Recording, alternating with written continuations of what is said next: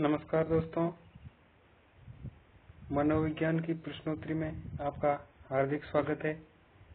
आज हम मनोविज्ञान के 10 महत्वपूर्ण प्रश्न जो पुरानी भर्ती परीक्षाओं में आए हुए हैं उनके बारे में चर्चा करेंगे।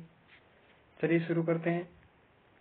ये पहला प्रश्न आपके सामने है कि एक बालक कहता है कि आयत को मोड़कर बेलन बनाया जा सकता है। आयत का क्षेत्रफल व बेलन का क्षेत्रफल बराबर है।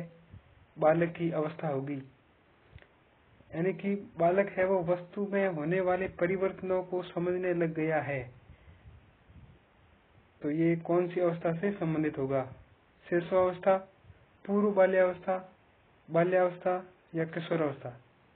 इसका राइट आंसर हो जाएगा बाल्यावस्था, क्योंकि बाल्यावस्था में ही बालक में है वो संरक्षण की योग्यता का विकास हो जाता है। जैसे कि उसमें क्षेत्रफल के बारे में या फिर संख्या है, द्रव्यमान है, उसके बारे में है वो बालक में जो संप्रत्यय विकसित हो जाता है।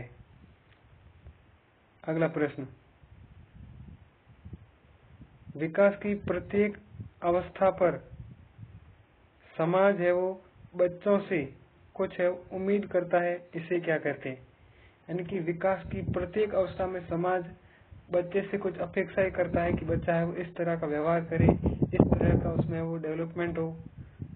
पहला ऑप्शन सामाजिक स्वीकृति, सामाजिक प्रत्याशा, सामाजिक परिपक्वता या इनमें से कोई नहीं। इसका सही आंसर हो जाएगा सामाजिक प्रत्याशा। अगला प्रश्न, सामाजिक प्रत्याशा को एबिंगहर्स्ट ने क्या कहा? यानी कि एबिंगहर्स्ट नामक मनोवैज्ञानिक थे, इन्होंने सामाजिक प्रत्याशा के बारे में एक शब्द दिया था, वो कौन सा है? मानसिक पाठ, सामाजिक उम्मीद, विकासात्मक पाठ या इनमें से कोई नहीं। इसका राइट आंसर हो जाएगा विकासात्मक पाठ। अगला प्रश्न,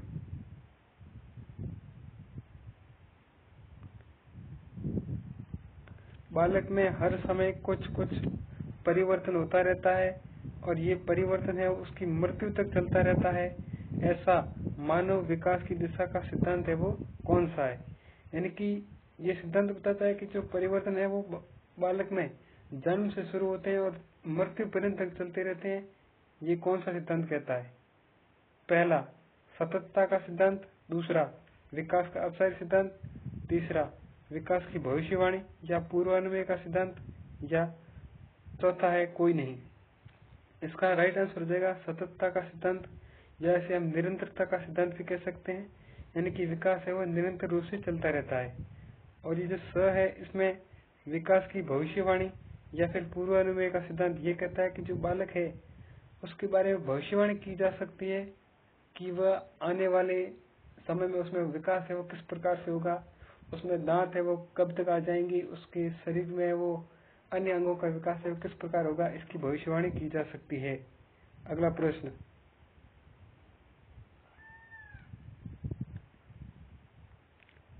एरिक्सन के मनोसामाजिक सिद्धांत की कौन सी अवस्था फ्राइड के अव्यक्त अवस्था के समान है?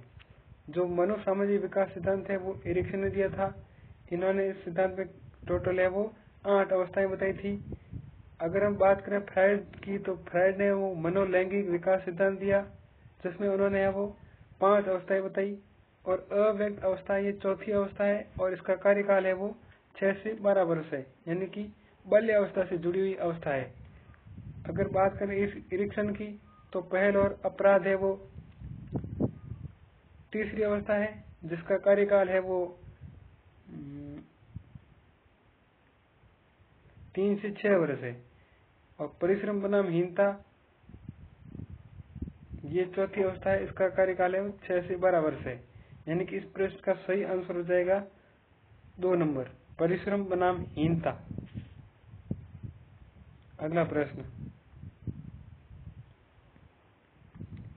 गेट्स के अनुसार अनुभव द्वारा व्यवहार में परिवर्तन ही देश है। यानी कि गेट्स ने वो ये परिभाषा दी है, तो इसमें वो ऑप्शन में क्या आएगा? पहला अभिप्रेरणा, दूसरा समायोजन, तीसरा अधिगम या सीखना, चौथा चिंतन। दोस्तों इसका राइट आंसर हो जाएगा स, अधिगम या सीखना। ये गेट्स की परिभाषा है, बहुत ही महत्वपूर्ण है, कई बार परीक्षाओं में आ चुकी है। अगला प्रश्न, निम्नलिखित में से कौन सा बुद्धि का सिद्धांत हार्वर्ड गार्डनर द्वारा दिया गया है?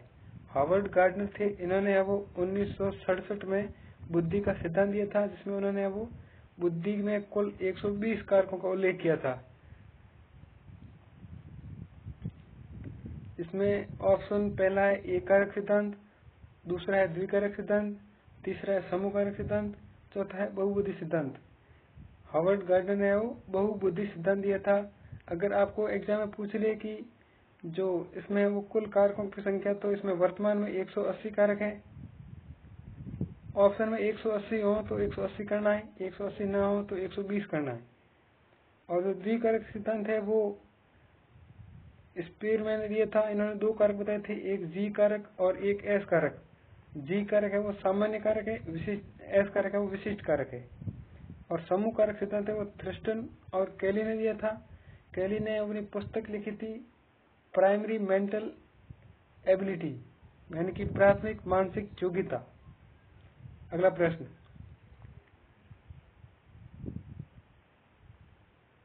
बुद्धि की स्पीरमैन परिभाषा में जी कारक है।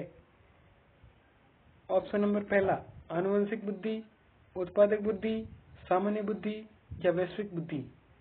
इसका राइट आंसर हो जाएगा सामान्य बुद्धि, यानी कि जी कारक है वो सामान्य बुद्धि है और एस कारक है वो विशिष्ट से संबंधित होता है। अगला प्रश्न,